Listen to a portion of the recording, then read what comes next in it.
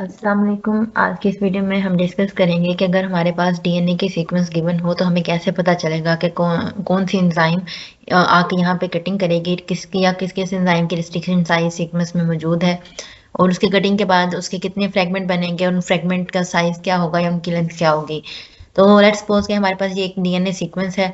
ठीक है, अब हमारे पास पहला इसका क्वेश्चन क्या है कि how many fragments will be produced after cutting the DNA with BAM-H1। ठीक है, एंजाइम जिनसे स्पेसिफिक कर दी गई कि BAM-H1 हो तो इस डीएनए फ्रेगमेंट के कितने मतलब कि कितने फ्रेगमेंट बनेंगे इसके डीएनए सीक्वेंस के। What will be size of these fragments in base pair. ठीक है कि ये जो से हमारे पास फ्रेगमेंट्स हैं इनका साइज क्या होगा बेस पेयर के अंदर। तो अब BAM-H1 का हमें पहले याद होना चाहिए कि उसका सीक्वेंस क्या है या फिर कौन से सीक्वेंस पे जाके कटिंग करती है। तो ये GGATCC साइट पे जाके कटिंग करती है। ठीक है, BAM-H1 cut the sequence into 2 fragments. ठीक है, अगर एक हमारे पास साइट मौजूद है तो हमारा जो फ्रेगमेंट है वो 2 पार्ट्स में कट हो जाएगा। तो यहाँ पे देखें कि ये हमारे पास सीक्वेंस थी, तो यहाँ पे देखें ये वाली ये GGATCC मैंने उसको हाईलाइट कर दिया है। ये सीक्वेंस यहाँ पे BAM-H1 की सीक्वेंस मौजूद है और ये एक ही सीक्वेंस मौजूद है इसके अंदर। तो यहाँ पे कटिंग हो जाएगी तो हमारे पास 2 फ्रेगमेंट बनेंगे। ठीक है, पहला फ्रेगमेंट जो होगा वो 10 बेस पेयर का होगा, उसकी लेंथ ये होगी यहाँ तक, ये जो सा है साइट रिस्ट्रिक्शन साइट से पहले तक यहाँ तक होगी और ये लेंथ इसकी होगी 10 बेस पेयर। उसके बाद जो सा है नेक्स्ट ये सीक्वेंस जो सी हमारे पास आएगी ये आएगी फ्रेगमेंट 2 में और इसकी लेंथ हमारे पास होगी 16 बेस पेयर।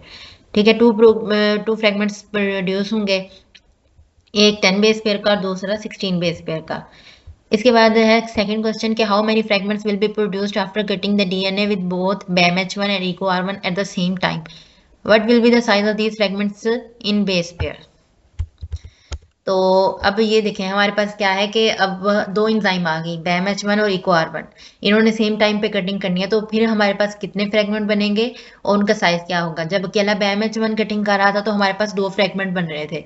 अब हमने देखना है कि EcoR1 का पहले देखते हैं कि EcoR1 की साइट क्या है। तो हमारे पास GAATTC हमने उसकी तो पहले से रिकॉग्नाइज कर ली थी ना, GGATCC।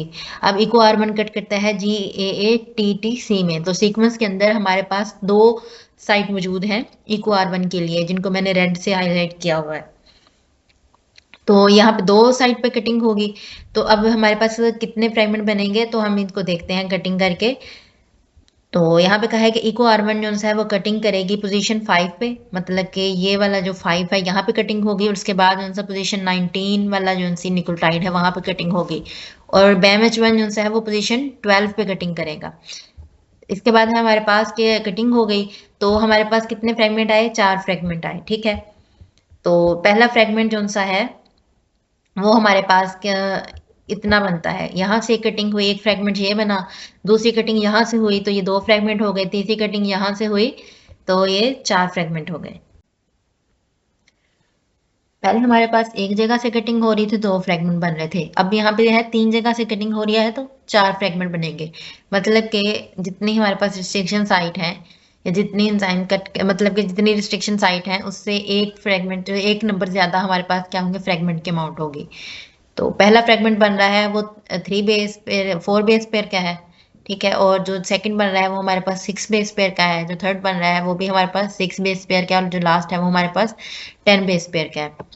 तो ये हमारे पास आ गया कि हमारे पास 4 फ्रेगमेंट बने हैं जब EcoR1 और BAM-H1 ने इकट्ठे कटिंग की है।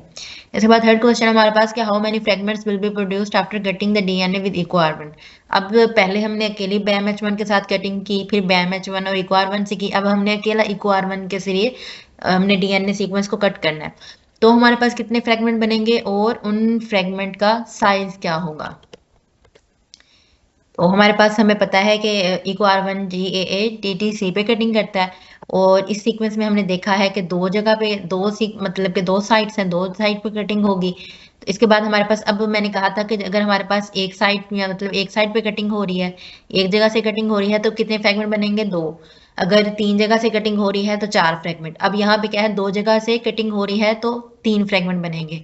पहला फ्रेगमेंट हमारे पास 4 बेस पेयर का होगा, सेकंड फ्रेगमेंट हमारे पास 6 बेस पेयर का होगा और थर्ड फ्रेगमेंट हमारे पास 16 बेस पेयर का होगा। तो ये 3 फ्रेगमेंट हमारे पास बनेंगे। तो यहाँ से देखेंगे मतलब पहला फ्रेगमेंट जो सा है वो हमारे पास 4 बेस पेयर का होगा। देखें उसके बाद जो सा है हमारा 6 बेस पेयर का और लास्ट वाला 16 बेस पेयर का। तो टोटल हमारे पास जो उनसे सीक्वेंस था डीएनए सीक्वेंस वो 26 बेस पेयर का था। तो ये जिनसे ये थोड़े से क्वेश्चन थे हमारे पास।